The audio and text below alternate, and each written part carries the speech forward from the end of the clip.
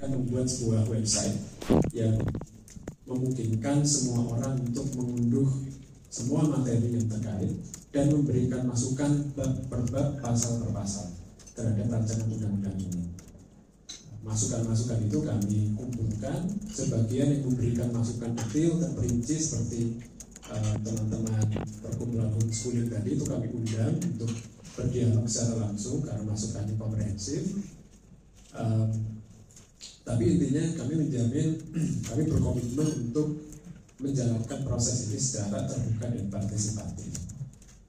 Sudah ada lebih dari 1.500 masukan yang terkumpul melalui website itu, dan itu secara berkala kami bahas, kami rangkum, kami sintesis dan kami bahas untuk menjadi bahan pertimbangan di dalam pembahasan di tahap selanjutnya. Nanti kalau sudah disetujui oleh DPR masuk prolegnas prioritas, kita akan membahasnya bersama dengan Komisi 10, dan proses itu juga bisa berlangsung cukup panjang. Jadi jangan khawatir bahwa prosesnya akan dipercepat secara artifisial. Tidak. Ketika masuk prolegnas prioritas pun, pembahasan itu justru akan dikawal oleh DPR. Kami berharap itu dikawal oleh Komisi 10 sehingga kita bisa bersama-sama dengan Komisi 10 menampung lebih banyak lagi masukan, mempertimbangkan lebih banyak lagi perspektif untuk memperbaiki rancangan undang-undang Sisdiknas ini. Dan tentu kami berharap proses itu berjalan dengan lancar, tapi sama sekali tidak menutup kemungkinan bahwa proses pembahasan itu bisa sampai tahun depan juga. Bukan berarti kalau dibahasnya mulai tahun ini lantas harus disahkan tahun ini juga. Itu miskonsepsi yang mungkin beredar juga di sebagian kalangan, seolah-olah harus sah tahun ini. Tidak. Yang ketika kita mulai pembahasan sebuah rancangan undang-undang, itu kalau belum selesai ya akan carry over ke masa sidang berikutnya di tahun depan. Yang besar itu terkait dengan pertama-tama standar nasional pendidikan.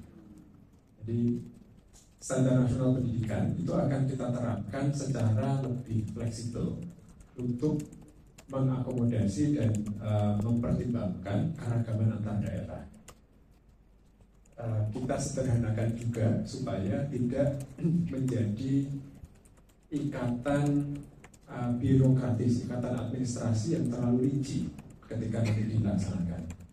Jadi standar nasional pendidikannya satu, dibuat lebih fleksibel, kontekstual, penerapannya bisa bervariasi antar daerah.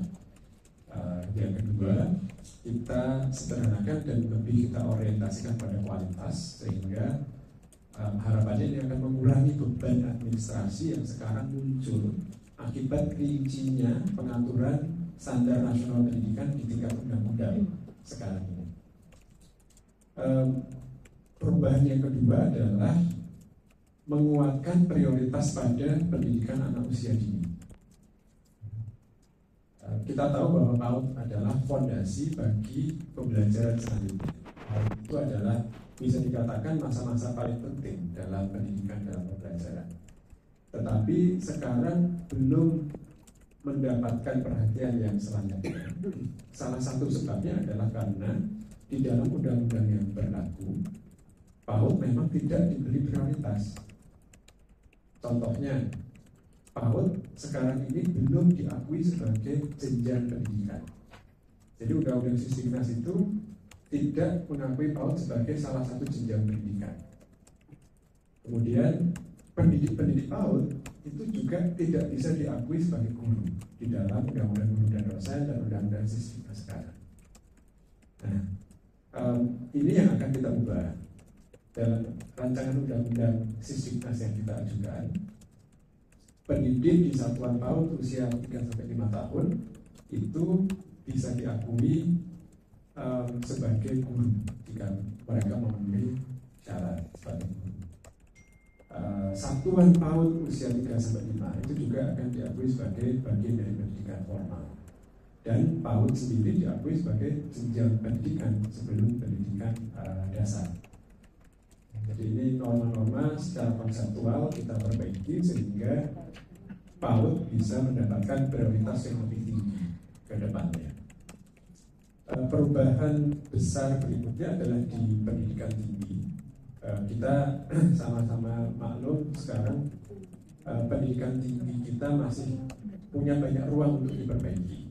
Ya, inovasi dari sisi kualitas itu dan kesenjangan antar perguruan tinggi itu masih banyak yang perlu diperbaiki.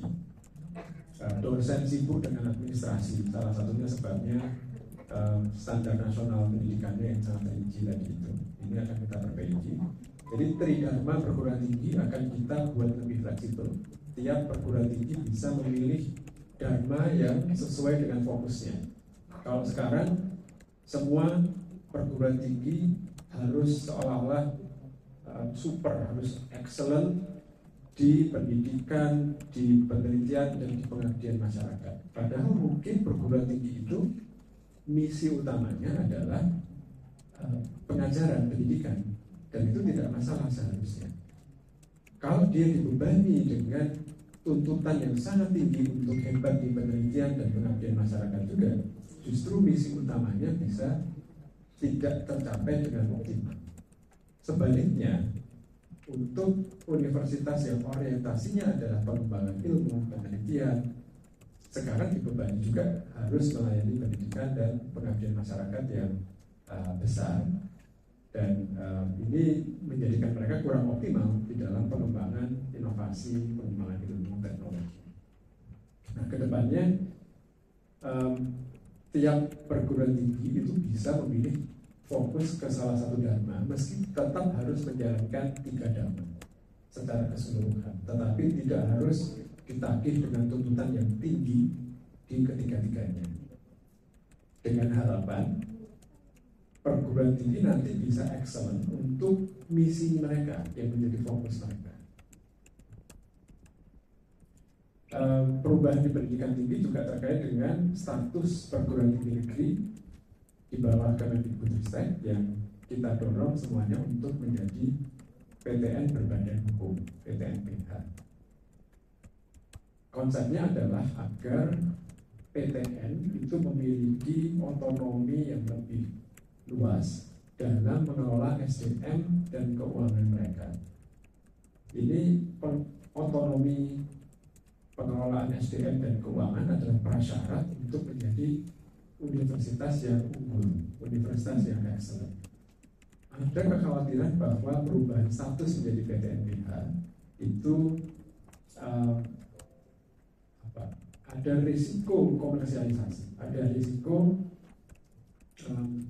bahwa nanti akses perguruan pendidikan tinggi di PTN itu lebih terbatas bagi masyarakat menengah ke bawah. Nah, ini kita sudah mengkaji secara empiris PTN kita yang menjadi berbadan hukum sekarang itu justru UKT-nya seringkali lebih rendah, justru lebih banyak memberikan beasiswa. Jadi secara empiris sekarang pun perubahan status menjadi PTN-PH itu tidak terbukti menjadikan PTN komersial. PTN meskipun dia berbadan hukum, dia tetap merupakan lembaga milik pemerintah yang punya kewajiban untuk memberi layanan publik, dan itu kita normakan ulang di dalam RUU Sisdiknas ini sebagai kewajiban PTN berbadan hukum pun untuk satu nirlaba, yang kedua menjamin bahwa minimal 20% calon mahasiswa dia dan mahasiswa dia itu berasal dari keluarga kurang mampu. Jadi akses yang berkeadilan. Padahal ada pendidik PAUD, ada pendidik di program kesetaraan, ada pendidik di pesantren yang dengan undang-undang yang sekarang mereka tidak diakui sebagai guru. jangankan mendapatkan tunjangan, diakui sebagai guru saja tidak mungkin di dalam undang-undang guru dan dosen dan undang-undang Sisdiknas sekarang. Ini yang akan kita perbaiki. Definisi guru akan kita buat menjadi lebih inklusif. Jadi pendidik PAUD usia 3-5 tahun yang menjalankan peran sebagai guru juga akan diakui sebagai guru, dan ketika mereka memenuhi syarat juga akan menerima hak-hak yang sama. Perubahan lain terkait dengan guru adalah terkait dengan mekanisme pemberian tunjangannya. Ya, ini saya kemarin mungkin saya bisa merujuk Bapak dan Ibu ke dialog Mas Menteri dengan saya yang sudah dipublikasikan kemarin malam. Itu penjelasannya cukup rinci terkait dengan bagaimana pemerintah, satu, mengapa kita mengubah skema tunjangannya, dan yang kedua bagaimana kita akan mengimplementasikannya. Jadi kalau boleh saya rangkum sedikit, mengapanya adalah satu, kita ingin agar semua orang yang menjalankan peran sebagai guru, bekerja sebagai guru, itu segera mendapatkan penghasilan yang layak. Sekarang itu tidak bisa diwujudkan karena pengaturan tunjangan profesi guru yang diikat, diberi pagar, diberi syarat sertifikasi melalui BPG. Jadi pengaturan yang sekarang itu mencampurkan antara kualitas, penjagaan kualitas ya, dengan peningkatan penghasilan, dan urutannya keliru. Urutannya adalah harus berkualitas dulu baru mendapatkan penghasilan yang layak. Kami percaya bahwa peningkatan kualitas itu akan jauh lebih efektif, jauh lebih mudah dilakukan ketika guru sudah mendapatkan penghasilan yang layak dulu. Baru kemudian kita minta mereka untuk upgrade dirinya, ikut pelatihan, ikut program-program pendidikan. Tapi kalau penghasilannya belum layak, disuruh meningkatkan kualitas, itu jauh lebih sulit dan tidak adil. Yang lebih adil adalah ya, semua orang yang bekerja sebagai guru mendapatkan penghasilan yang layak dulu, baru kemudian kita tuntut untuk peningkatan kualitasnya. Karena itulah kita mengubah skema pemberian tunjangan.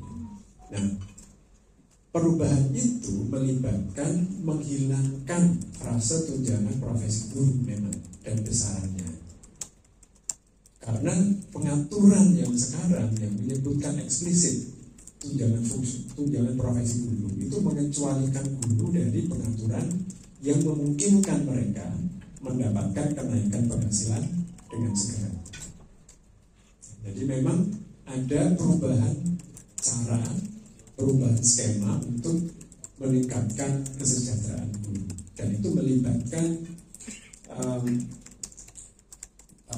mengganti frase tunjangan profesi guru dengan pengaturan yang untuk ASN itu mengikuti undang-undang ASN dan turunannya, dan untuk guru non ASN itu mengikuti undang-undang ketenagakerjaan dan turunannya. Skemanya secara singkat adalah untuk guru-guru ASN, ketika tunjangan profesinya dihilangkan, mereka akan kita naikkan tunjangan jabatan fungsional sebagai gurunya. Pada hakikatnya ini adalah tunjangan profesi. Jadi di dalam undang-undang ASN, tiap jabatan, salah satunya guru, itu ada tunjangan jabatannya. Sekarang tunjangan jabatan guru itu kecil sekali, 200.000, 300.000. Kenapa kecil sekali? Karena guru dianggap sudah mendapatkan TPG khusus. ASN lainnya tidak ada yang mendapatkan tunjangan khusus, tunjangan seperti TPG. Karena guru sudah ada TPG-nya. Tunjangan yang untuk ASN lainnya, tunjangan jabatan fungsional yang untuk ASN lainnya itu besarannya layak. Ya. Itu bagi guru besarannya nggak layak, karena mereka sudah dianggap punya TPG. Persoalannya kan ada 1,6 juta guru yang sudah belum menerima tunjangan profesi yang layak, tunjangan jabatan fungsional yang layak, karena dianggap akan dapat TPG, tapi akan dapat TPG-nya ini antrinya lama sekali karena PPG-nya, pendidikan profesi gurunya, sertifikasinya itu antrian kapasitasnya terbatas sehingga antriannya panjang. Makanya kita perlu mengubah skema yang berlaku sekarang. Untuk guru non ASN, skemanya kita ubah, di mana pemerintah memberi kenaikan bantuan operasional sekolah yang nanti akan kita mandatkan, kita ikat, harus diprioritaskan untuk peningkatan kesejahteraan guru, untuk memenuhi peraturan pemerintah tentang pengupahan. Jadi di PP pengupahan itu disebutkan bahwa setiap orang yang menjalankan pekerjaan yang sama berhak atas hak yang sama juga. Artinya guru di sekolah swasta, guru non ASN di sekolah swasta, secara prinsip dia berhak mendapatkan penghasilan yang sama dengan guru yang bekerja di sekolah negeri, guru ASN. Tapi yang memberi penghasilan adalah pemberi kerjanya, yayasan penyelenggara pendidikan. Nah, supaya yayasannya mampu, karena tidak semua yayasan mampu melakukan itu, negara hadir dengan cara meningkatkan dana bantuan operasional sekolah. Kira-kira begitu, Bapak dan Ibu ya.